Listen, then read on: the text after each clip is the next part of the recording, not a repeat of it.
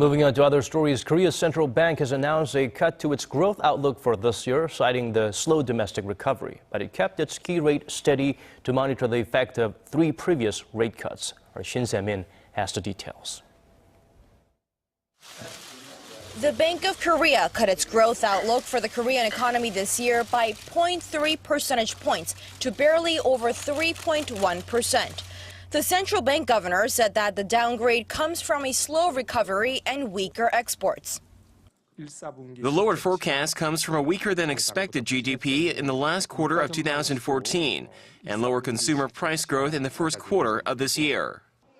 The bank also slashed its inflation forecast for this year to less than 1%, from 1.9% in January, with low global oil prices that are expected to fall even further.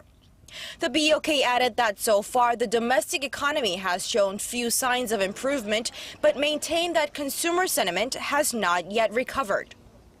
And on the interest rate, the BOK left its key rate unchanged at 1.75%, saying that it needs time to monitor the impact of 3 rate cuts made since last year.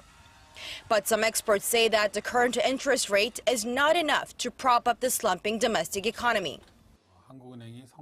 The low interest rate only encourages household debt, so it seems that the problem of household debt cannot be resolved with the key rate.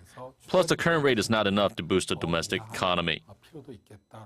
But not everyone agrees. Some experts say that the economic recovery can't be driven by the interest rate alone, and long-term structural reforms are also needed to stimulate the domestic spending and investment. Shin Se, Arirang News.